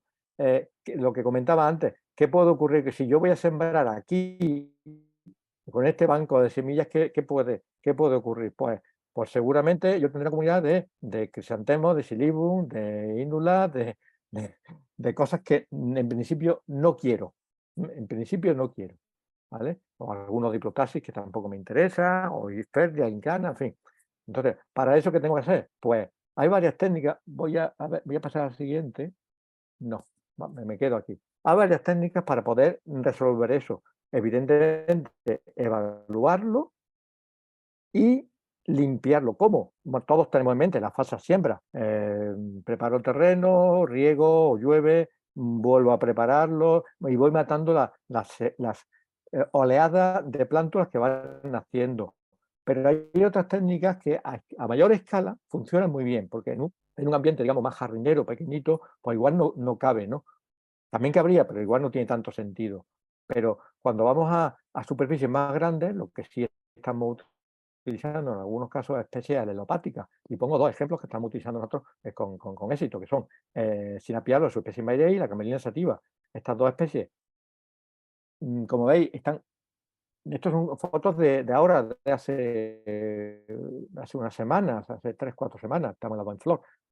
Limpia, aquí no se han utilizado ningún tipo de herbicida, se sembraron sobre un lecho agrícola, donde nosotros estamos sembrando todos los años y tenemos un banco de semillas ahí potente, sin embargo, no se le ha metido a nadie. ¿Por qué? Porque tienen un efecto alelopático y no dejan que otras especies proliferen. Algunas siempre se meten, pero básicamente no son competitivas en ese ambiente. ¿Qué conseguimos con esto? Limpiar el banco de semillas del suelo. Y el año siguiente, o la estación siguiente, no tenemos que esperar un año, si sembramos, estamos sembrando sobre un lecho limpio, ¿eh? Esto es una técnica que nosotros estamos utilizando digamos, en agricultura, cuando hay bancos de semillas muy potentes, no se quieren utilizar, no se pueden por certificación, semillas fitosanitarios, y bueno, va perfectamente para hacer una limpieza, entre comillas, de ese banco de semillas y hacer una implantación de la cubierta que nos interesa al año siguiente, ¿vale? Lo dejo ahí para que a alguien le interesa. Bueno, lo que hemos venido a llamar el método CESI, cómo instalar estos prados, ¿no? Sobre céspedes o suelos que no han sido céspedes. Lo primero sería, bueno, paso muy rápido porque esto es una situación un poco particular, digamos, para un proyecto lo primero que habría que ver si vamos a un proyecto, digamos, paisajístico relacionado de integración sobre un medio ambiente ya con una impronta, que todos lo tienen, evidentemente lo primero que hay que saber es dónde lo voy a meter. Es decir, tengo que conocer la flora local, qué es lo que hay en el paisaje, no puedo meter algo que no case nada. Entonces, bueno, para eso están el estudio de la flora de los lugares, las comunidades objetivos, e inspirarse sobre ellas para crear una preselección de taxones que, con unos criterios de selección científicos técnicos y unos scores y digamos, unas tablas, ir quedándonos con aquellos que cumplen con una serie de características, tanto de objetivos finales como de disponibilidad de semillas y de posibilidad técnica de su implantación. Todo eso. Si están digamos, en los almacenes, están ya cultivadas y hay disponibilidad, perfecto. Y si no, pues hay que empezar con un reclutamiento de esas semillas y ciclo de multiplicación. Ya son años de trabajo, ¿no? Bueno, básicamente lo que nosotros venimos haciendo, ¿no? Siempre. Bueno, se pasa a una recolección de semillas, su caracterización, creación de bancos de hemoplasma, en fin. Bueno, el trabajo que hacemos cuando vemos que hay especies o proyectos que sí lo requieren, y hay algunos proyectos que así no lo han requerido y hemos trabajado con esos ciclos. Esto sería lo ideal. Lo ideal sería decir, oye, voy a hacer un proyecto a 4 años, lo mismo cuando se va a hacer un puente. No se dice, venga, voy a hacer el puente ya. Vamos a estudiar el terreno, a preparar los materiales, vamos a ver qué dificultades, cuáles son las debilidades y vamos a resolverlo todo con años. En este caso sería igual, ¿no? Yo soy consciente de que, y lo sufro día a día, que aquí se va mucho más rápido e intentamos estar preparados para ofrecer lo mejor. Pero, como digo, la flora ibérica es tan grande, tan diversa, por suerte, que podemos ofrecer lo que tenemos capacidad para hacer, no mucho más. Ejemplo de una implantación, digamos, exitosa, tenemos por suerte mucho, y sobre todo cuando hay años buenos de agua, como esto no se riega, pues cuando se ve lo que se ha sembrado y el éxito.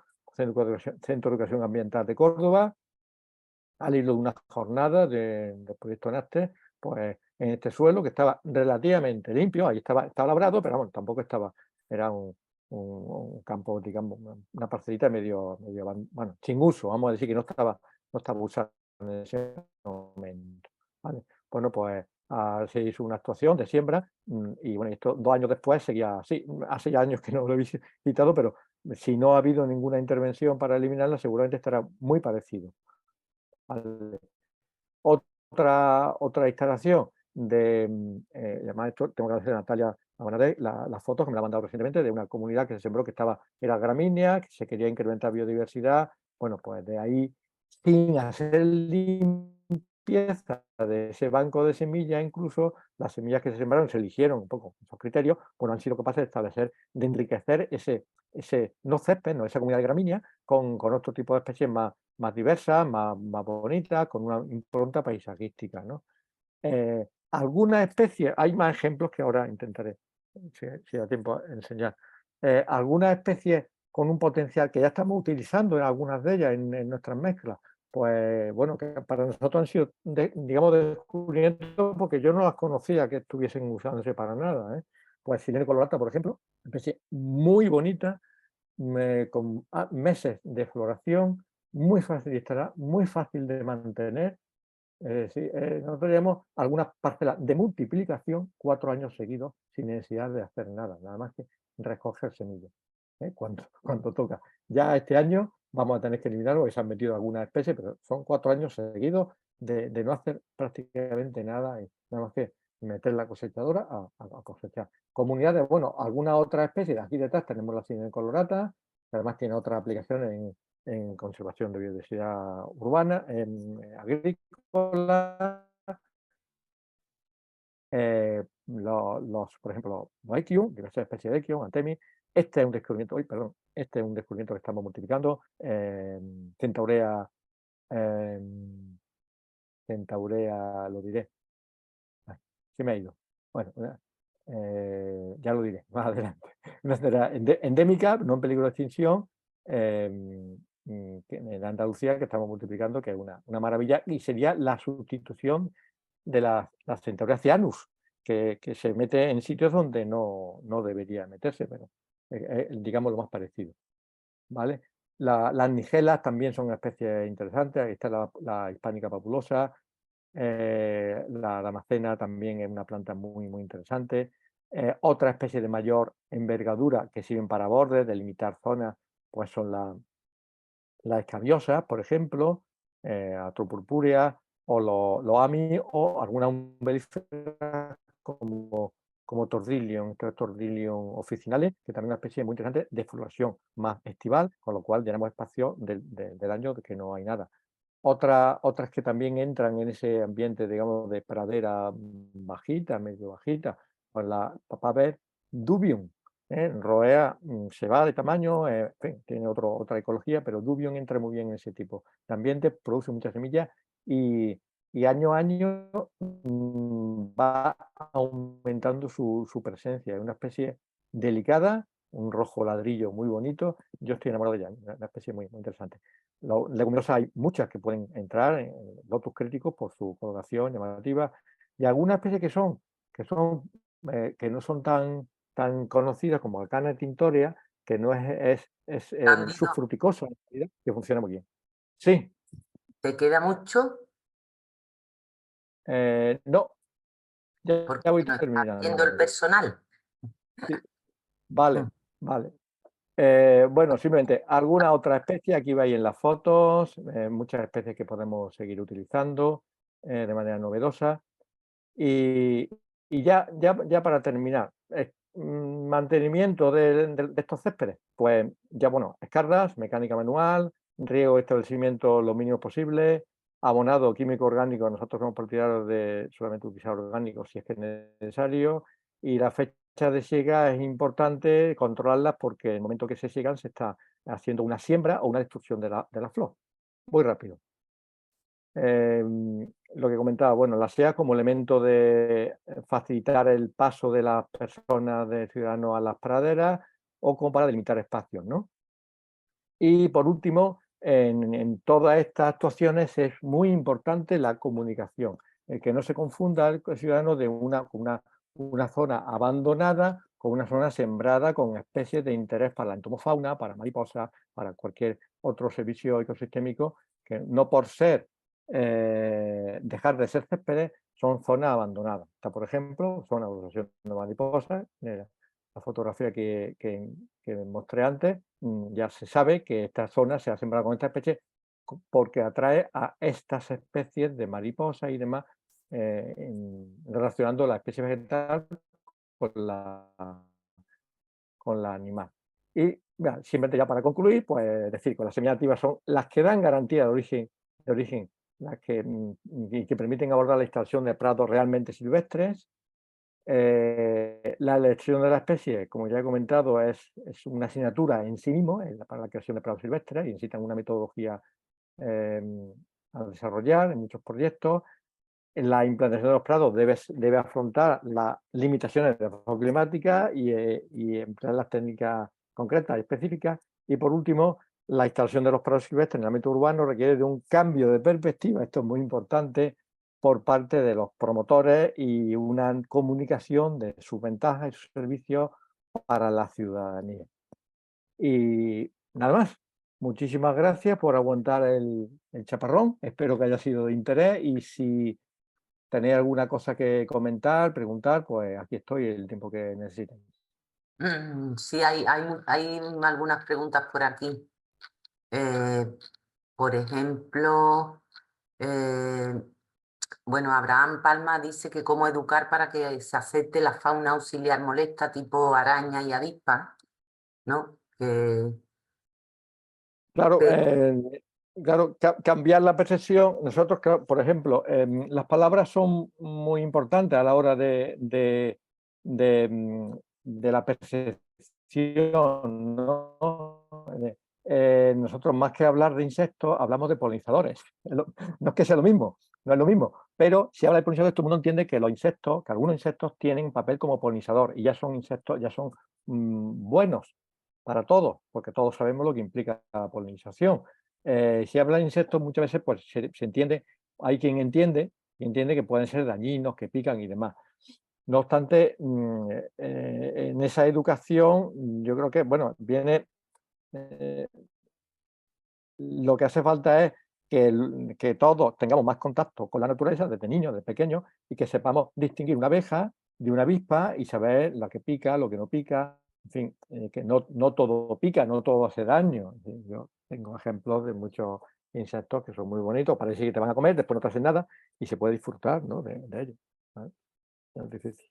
Sí, también Miguel Díaz Morán pregunta, dice Cándido, ¿qué opina del fomento o favorecimiento de la incorporación en paisajismo de taxones muy endémicos con riesgo de la desaparición en la naturaleza? Por ejemplo, en el litoral de Huelva tenemos especies muy interesantes como el Adenocarpus gibsianus, Ujú.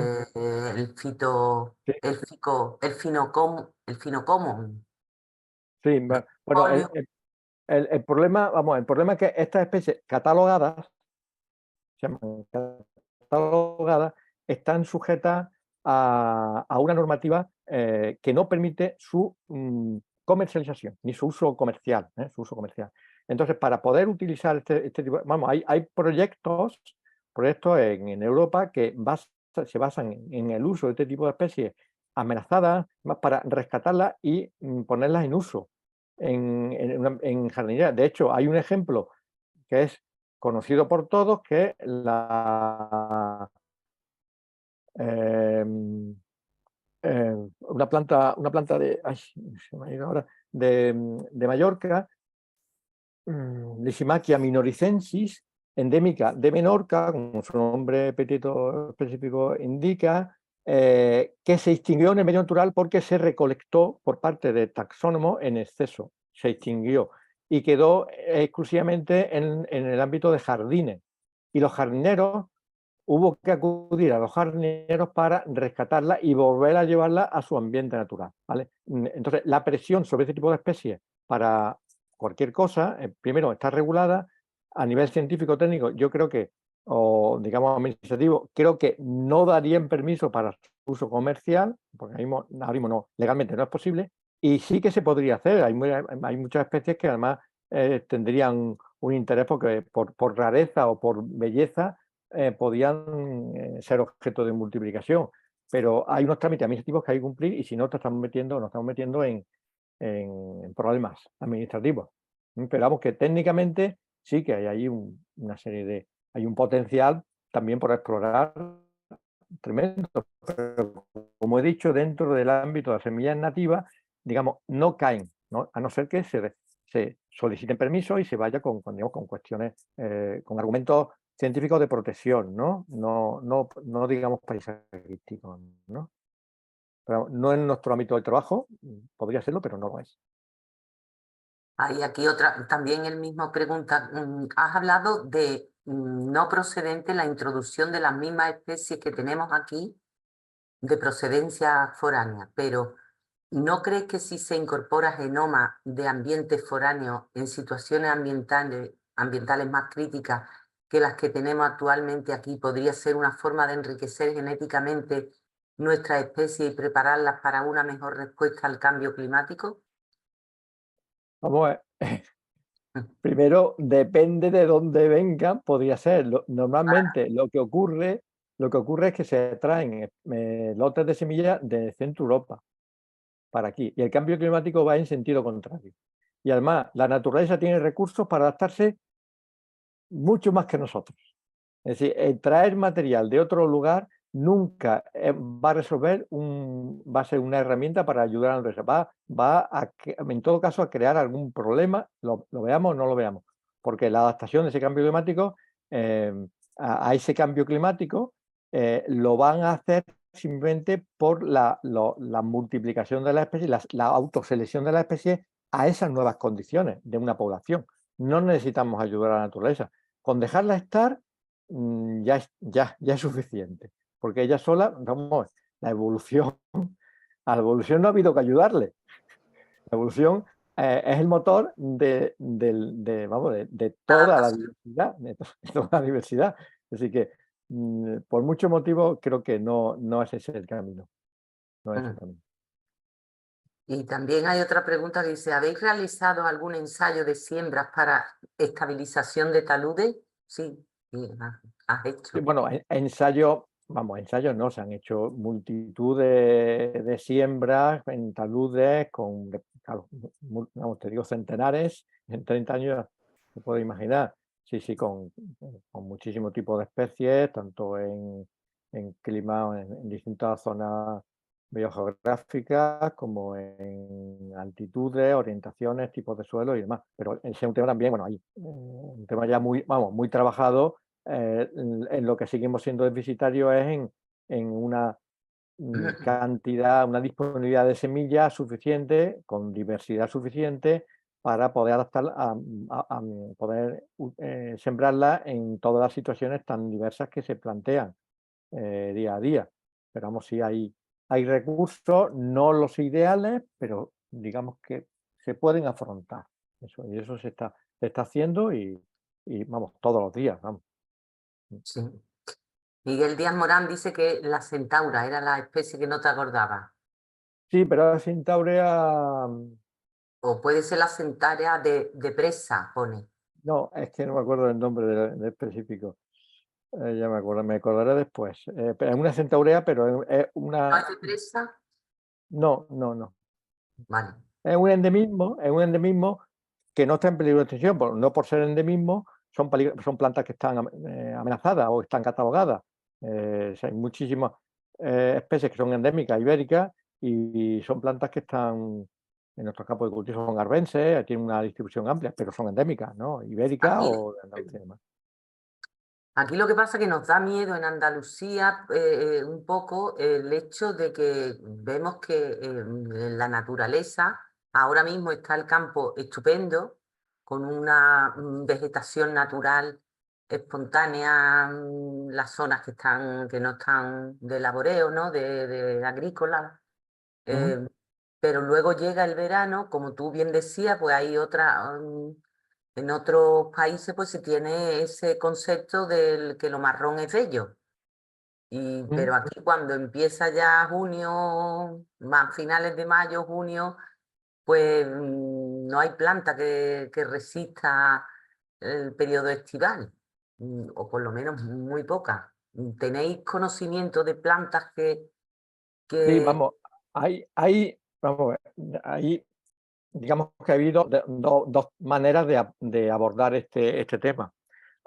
Por encima de todo, hay que tener en cuenta que una de las razones que se esgrime para eliminación o no de este tipo de comunidades, para reforzar y demás, es por el riesgo de incendio. Pero ese riesgo de incendio está en algunos sitios y en otros no. Si no, siempre hay un riesgo que, digamos, importante, porque un alcorque no, vamos, no arde, ¿no? Sin embargo, se desbroza. ¿Por qué se desbroza un alcorque o una praderita más urbana? Pues porque se ve fea. Y se ve fea muchas veces porque las especies que la componen tienen yo digo, una senescencia fea. Si no, entonces, una de las cosas que nosotros estamos intentando incorporar depende del proyecto en cuestión, es meter especies que mueran bonito, ¿vale? Sí, Que sean especies que cuando el esqueleto de la planta, pues hay algunas gramíneas que siguen teniendo una inflorescencia, han perdido la semilla, pero una inflorescencia, y hacen un mecido de la infrutescencia, de la espiga y demás, y sigue siendo bonito.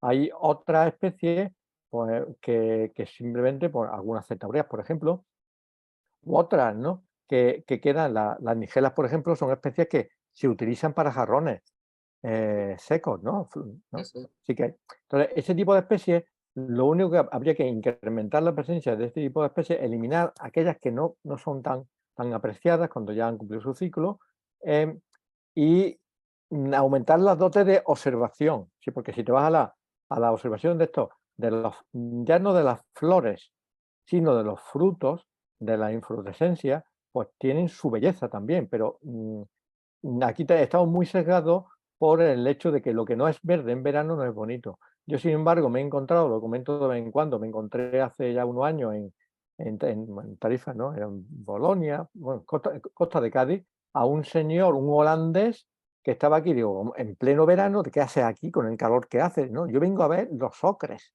Digo, ¿cómo? Si yo vengo a ver los pajizos, los amarillos, la naturaleza seca.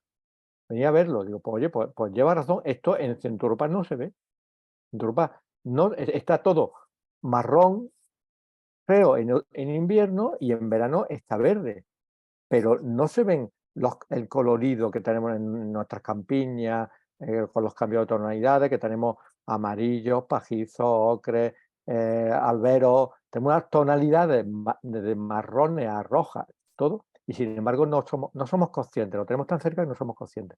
Eso mismo habría que intentar trasladarlo a pequeña escala a nuestras praderas. Pero claro, incorporando especies que cuando terminen su ciclo estén bonitas y no sea necesario desbrozarlas digamos, porque no queden bonitas, que las hay, ¿no? Pero claro, todo eso hay que incorporarlo teniendo en cuenta también los otros criterios que para mí, bueno, si hablamos de biodiversidad, son, digamos, la adecuación o la adaptación a las composiciones originales, ¿no? Más o menos originales que nos han inspirado en la comunidad, en la creación de esa comunidad.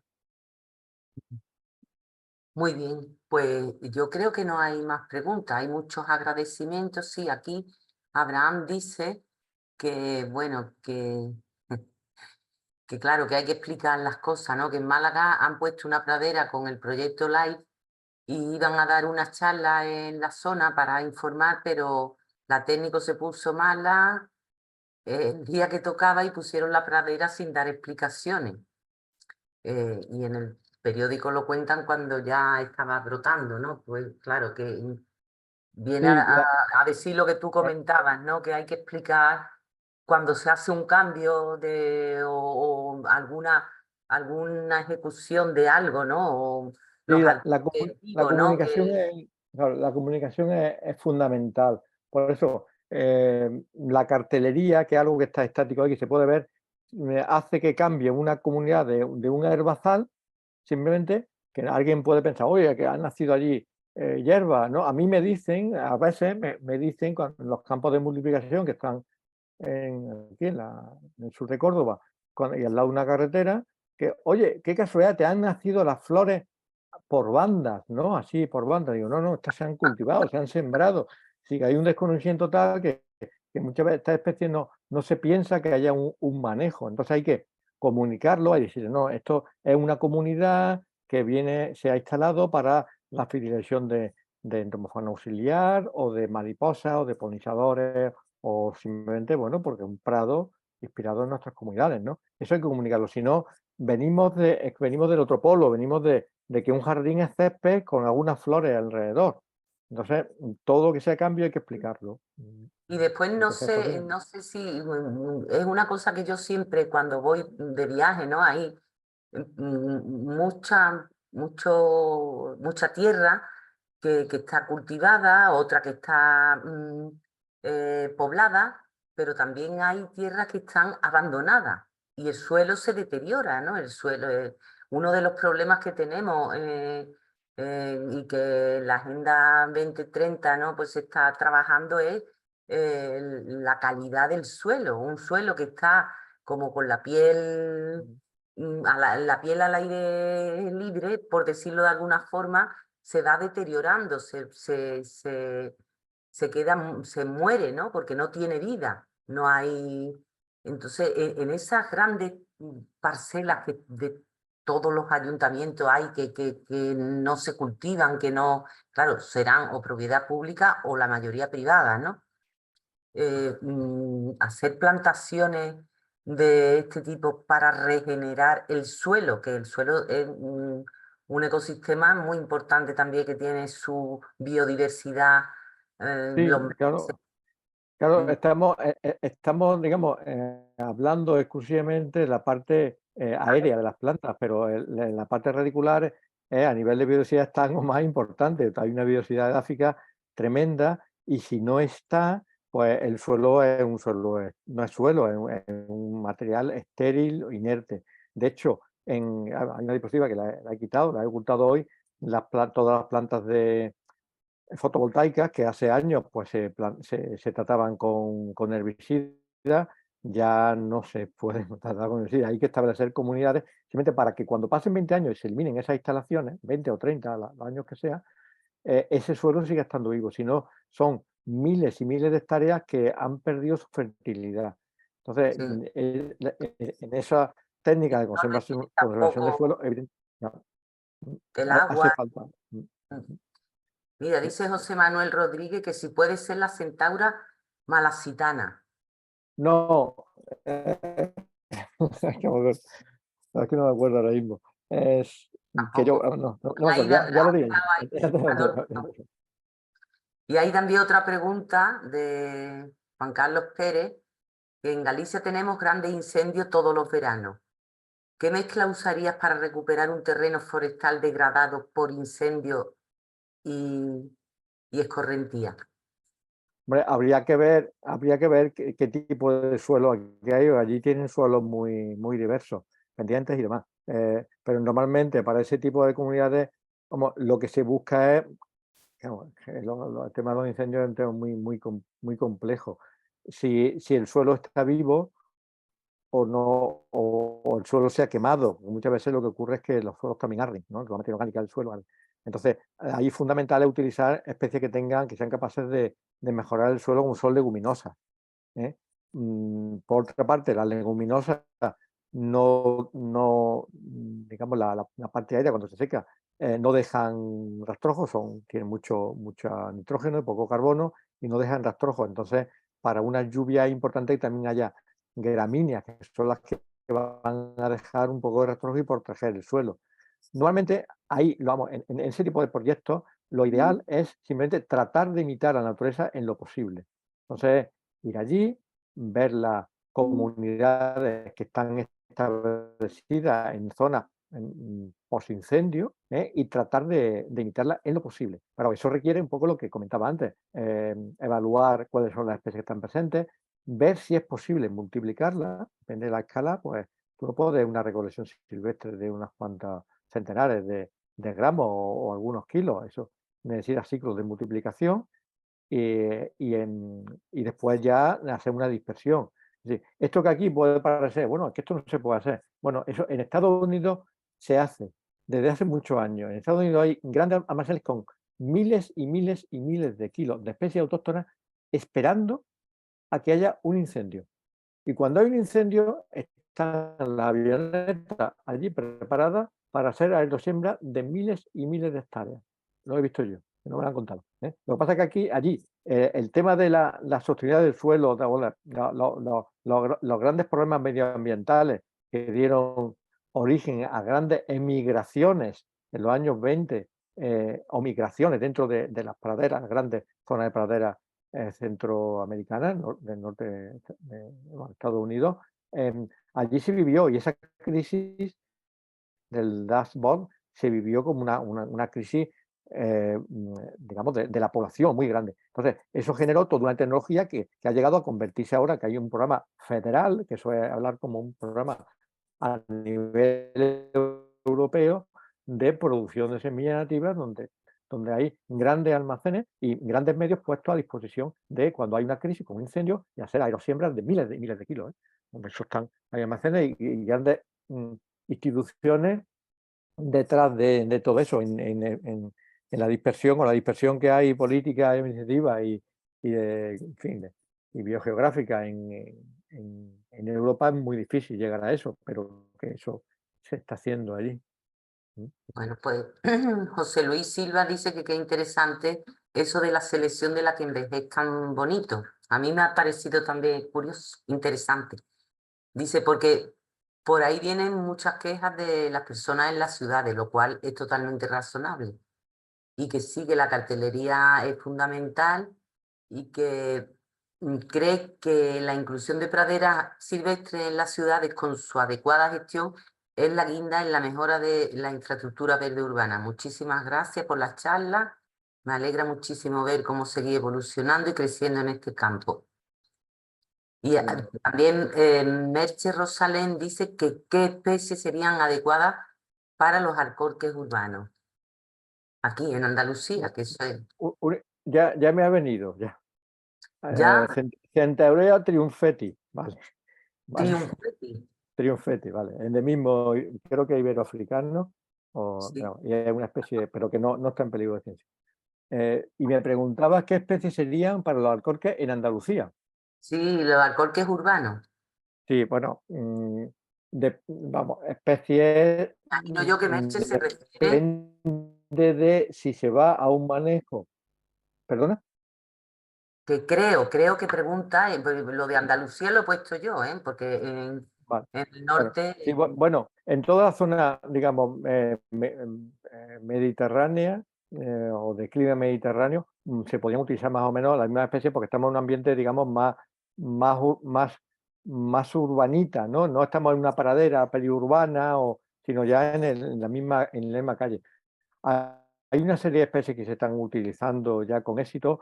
Hay que tener en cuenta que los alcorques no solamente son una zona que puedes tener, digamos, flores, jardinería, sino que además es la zona normal, sería la zona normal de refugio de una entomofauna auxiliar que haga el control de las plagas de la flora urbana.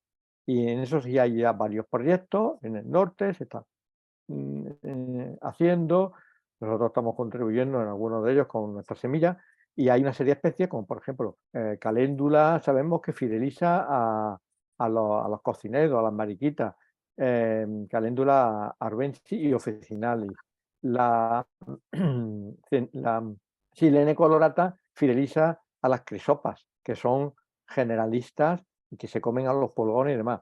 Así que ahí lo ideal sería, que es lo que se está ahora mismo ya y se está haciendo con éxito y con trampeo, haciendo seguimiento de las plagas, y ahora nosotros lo estamos haciendo, como comentaba antes, a otra escala en cultivos de naranjo y de caqui, con especies que sabemos la relación que tiene la especie vegetal con el insecto auxiliar que controla la plaga del caqui y del naranjo. Esto es un proyecto de investigación en el que estamos ahora mismo a mitad, y cuando concluya pues se darán los resultados. Bueno, ya se han presentado algunas comunicaciones y se van a hacer algunas publicaciones, y eso mismo, que si hay en el ambiente agrícola es un éxito y funciona perfectamente, lo que ya se está ensayando en el ambiente urbano. Entonces, especies, yo diría en principio las que acepte la ciudadanía, que no pinchen, que tengan floración lo más larga posible, que sean bonitas, y si después se desbrozan, que las semillas sean capaces de nacer,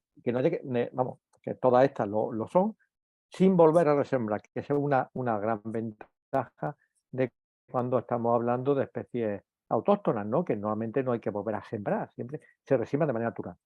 Otra especie serían las vivaces, que no necesitan ser resembradas y que están gran parte del año o casi todo, incluso, bueno, algunas podrían estar todo el año, depende del lugar, si no con flor, sí con follaje. Alguna aquilea, Aquilea geratum, por ejemplo, una planta que funciona muy bien en nuestros ambientes y no se utiliza, ¿no? Se utiliza la Millefolium cuando no es nuestra, no es de nuestro ambiente urbano, ¿eh? Pero hay muchas especies que podrían utilizarse y se están ensayando ahora mismo. también Natalia Castillo dice que muchas gracias por esta charla, Cándido, y que es un tema poco difundido. Se habla mucho de las praderas silvestres, pero no acerca de los criterios a tomar en cuenta para diseñarla o acerca de los cultivos y recolección de semillas. Estoy en Maracaibo, Venezuela. Es una zona con una sequía extrema y mucho calor todo el año, por lo que han estado incorporando céspedes artificiales para evitar el riego y el mantenimiento. Pienso que este tipo de paisajismo sostenible podría ayudar mucho al cambio, pero estamos comenzando por hacerlo conocer primero. No es una pregunta, es una puntualización. ¿verdad? Sí, bueno, yo creo que estamos comenzando en todos los sitios, ¿no? Porque como decía, hay tanto por hacer y tenemos tantos recursos inexplorados o infrautilizados que lo que queda por hacer es inmenso, ¿no? Y sobre todo con ese cambio de mentalidad que es necesario dentro del ambiente urbano por cuestiones económicas, cuestiones ambientales. No se pueden utilizar, no se deberían utilizar pesticidas en el ambiente urbano, en el más cercano al habitáculo del hombre, donde vive el hombre. Entonces, estas son recursos que pueden mejorar nuestro ambiente urbano, nuestra casa, nuestros oikos, mejorarlo sin, sin un cambio, digamos, drástico en los manejos. No se trata de meter cemento para evitar digamos, plagas, ¿no? Sino de utilizando los conocimientos que ya tenemos de especies, pues intentar meter especies que aporten pues, ventajas a nivel paisajístico, a nivel de sanidad urbana, de sanidad de control de plagas urbanas, en fin, y de incluir como primer elemento de la cadena trófica, incluir elementos que después se pueden aprovechar por los otros elementos, por pájaros, por insectos, por microfauna, otro tipo de artrópodos y demás que no deberían de perder su sitio en el ambiente urbano para no ser ciudades asépticas, ¿no? Y por ahí van los nuevos diseños de los arquitectos, van por ahí, van en ese sentido. De hecho, hay grandes proyectos que no he citado, como el bosque metropolitano, proyecto tremendo, en el cual estamos colaborando en varios paquetes que ya están en desarrollo, el bosque de los zaragozanos, hay grandes proyectos en Valencia, en Huesca, en Santander, en Oviedo, en Gijón. Así que hay ya muchos proyectos que se están desarrollando en base a esta idea, ¿vale? Bueno, aquí Carlos Mayen dice que muchas gracias, Cándido. Impresionante como siempre, un placer escucharte y escuchar a Aurora y Anja. Gracias por la organización. Bueno, pues muchos agradecimientos por aquí anteriormente, que la gente algunos se han tenido que ir antes. Pues si alguien quiere, de los que estamos aquí presentes, alguien quiere comentar algo, porque yo antes que nada, tenía que decirte que como la conferencia estupenda, con Bueno, una... Dime. muchas cosas en poco tiempo, esto daría para, como digo, para una carrera entera, ¿no? A ver si algún plan de estudio se decide a crearla, que haría falta, no estaría mal, ahí lo suelto, y hace falta. Pero bueno, hay que sintetizar mucho y a mí me cuesta mucho ser muy concreto. Hay muchas cosas que me gusta decir y bueno, y no se puede. No se puede. Bueno, aquí hay otra pregunta de José Luis Silva. Si no es mucho abusar, ¿podrías decirnos desde tu punto de vista cuáles son los servicios ecosistémicos más importantes de estas praderas en las ciudades? Entiendo que entre ellas destacan el aumento de la biodiversidad y el de dar, se me ha movido esto, y el de... Entiendo que entre ellas destaca el aumento y el de dar espacio para la fauna beneficiosa para la salud de los arbustos y árboles o árboles. Sí, sí, bueno, depende de la ubicación, en principio, hacer ciudades inclusivas de naturaleza, eso de entrada, después cambiar la percepción de qué es bello, qué es bonito, no solamente los colores, sino también la gran diversidad de formas, colores de nuestra flora autóctona. Es decir, hay que tener en cuenta que, por ejemplo, el ajardinamiento de la Olimpiada de Londres 2012 fue, o algo así, bueno, de Londres, se hizo en base al estudio de la flora de las campiñas y con 15 o 20 especies crearon todo el ajardinamiento de toda la zona del Parque Olímpico de Londres. Nosotros tenemos muchísimos más recursos, ¿no? Y sin embargo no lo estamos aprovechando al 100% cuando tenemos muchas oportunidades y más que ganar. Pero respecto a los servicios ecosistémicos, es decir, la ciudad inclusiva de naturaleza, y después algo, digamos, importante es la sustitución de los productos químicos en el ambiente más cercano al hombre, al hábitat del hombre, al dormitorio, por recursos naturales que lo más que nos van a hacer es que nos pique una abeja, pero no nos van a contaminar con un pesticida en nuestro plato de comida, ¿no? Es decir, eso es muy importante y para eso esta flora son recursos de un valor incalculable, ¿no? Pues, si somos capaces de entender, conocer las relaciones que tiene la planta con el insecto, auxiliar y de este con el control de la plaga urbana. Te digo que esto no es una entelequia, esto es una cosa que ya se está haciendo, no digo nada que no se sepa, ya se está haciendo con éxito en muchas ciudades. ¿Sí? Eso es algo a tener en cuenta. Muy bien. Bueno, pues nos hemos pasado casi Entonces, son las 8. Normalmente terminamos a las un 7:30 o poquito. así, pero bueno, es que el tema lo merece, ¿no? Y ya te digo, la charla la he intentado reducir, pero ha quedado muy, muy, muy bien, muy claro y magnífica, ¿no? Así que, bueno, y gracias a todos los asistentes, muchos de ellos que son ya asiduos a nuestra jornada. Y nada, agradecerte muchísimo, Cándido, tu presencia, tu trabajo tan brillante y tan científico y tan profesional, ¿no? Porque es una constancia y un trabajo que, bueno, que yo creo que las generaciones futuras lo van a agradecer muchísimo.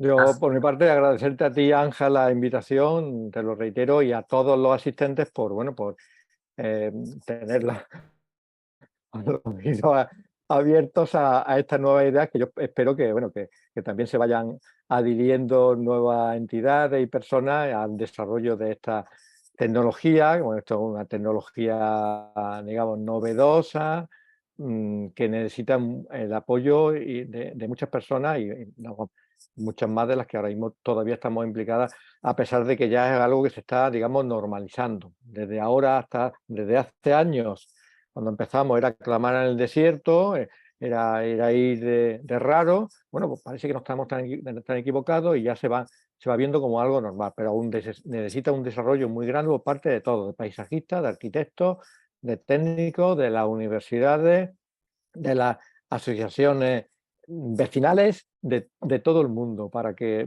en beneficio de todos, en fin de cuentas. ¿Sí? Muy bien. Pues nada, lo dicho, muchas gracias y hasta pronto. Nos vemos Venga, en cuanto podamos. Muchas muchas gracias. gracias a ti y a todos. Venga, Hasta hasta luego. luego. Adiós, María. Adiós, Natalia.